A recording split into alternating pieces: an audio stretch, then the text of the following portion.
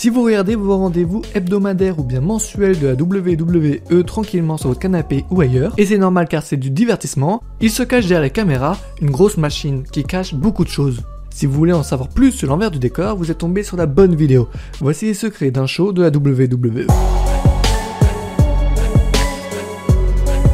Tout d'abord, sachez que Catch News a déjà fait quelques articles sur les secrets d'un show de la WWE il y a plusieurs années. Si vous les avez déjà lus, vous risquez de ne pas apprendre beaucoup de choses, sinon bienvenue, nous allons tuer la magie du catch qui est déjà mort depuis bien longtemps, donc finalement... Alors, nous allons découper cette vidéo en 3 parties. En premier lieu, on se penchera sur la manipulation de la WWE, ensuite on s'intéressera à l'équipe technique, et enfin, les pauses publicitaires seront à l'honneur. En regardant la WWE à la télévision, vous subissez donc le produit que la fédération vous oblige à regarder. Avec de nombreuses caméras et ses camions de production, la WWE peut vous cacher beaucoup de choses. C'est pour cela qu'il est très intéressant d'assister à un show, surtout en première rangée. Entre imprévus, préparation et ce qu'il se passe sur le ring, la WWE a la main sur tout. Pour les imprévus, on peut parler de la foule. Cette dernière peut en effet lancer quelques chants qui ne pèsent pas à la WWE, s'amuser avec des ballons de plage ou encore, et c'est le pire, intervenir physiquement sur le ring.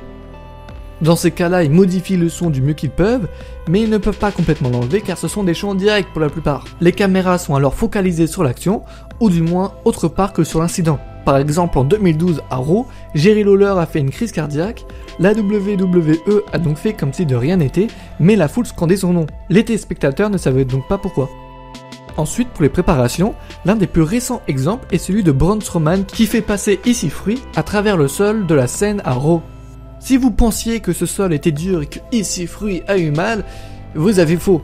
À tel point que les commentateurs américains pour s'asseoir à leur table ont dû passer par la rampe, faire le tour complet pour ne justement pas passer par cet endroit. Autre exemple, Sin Cara a utilisé un mini trampoline pour sauter au-dessus des cordes. Je suis désolé d'avoir tué votre enfance, il ne pouvait pas sauter aussi haut en même temps. Ensuite, les caméras. Bah oui, faut bien vendre l'action aux téléspectateurs. La WWE aime alors qu'il y ait beaucoup de mouvements. Vous avez déjà sans doute remarqué que les changements de caméra se faisaient quasiment toutes les secondes. Regardez ça, cette vidéo dure 35 secondes et il n'y a pas moins de 32 changements de caméra.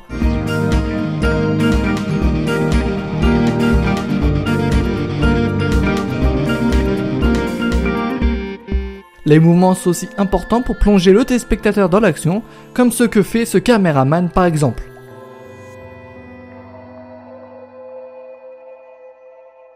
Et puisqu'on parle niveau technique, ça me fait une belle transition pour passer à la deuxième partie, qui est donc l'équipe technique. Un travail monstrueux qui est toujours impressionnant à voir. Entre monter la scène, le ring, d'autant plus que la WWE change de ville à chaque show, gérer les lumières ou encore les caméras, des changements rapides pendant une pause publicitaire ou bien pendant une vidéo. C'est grâce à cette équipe que nous avons toutes les semaines des shows d'une aussi grande qualité, si on exclut bien sûr le booking. Savez-vous par exemple que pour l'entrée de Finn Balor, quelques personnes déplaçaient un écran de la scène pour y mettre une grille, afin qu'il puisse y avoir de la fumée.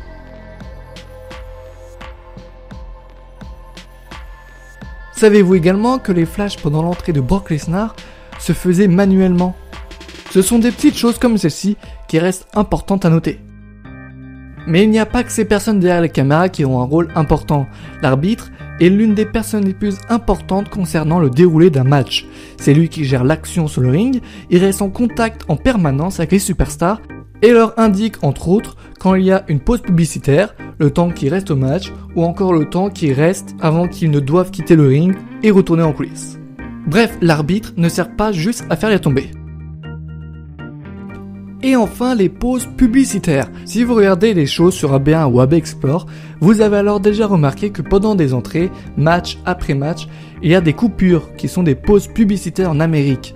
Mais qu'est-ce qu'il se passe pendant toutes ces publicités? Alors tout dépend du contexte. Si c'est pendant un match, celui-ci va se poursuivre bien sûr. Il ne peut cependant pas se finir pendant la pause publicitaire.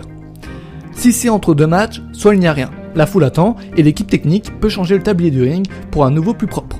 Soit des vidéos promotionnelles sont diffusées sur les écrans géants de l'arène, soit une superstar arrive sur le ring pour le prochain combat. Sinon il y a aussi des quiz avec des enfants pris dans la foule afin de leur faire gagner des t-shirts et des dance breaks. Une sorte de kiss cam mais c'est une dance break quoi.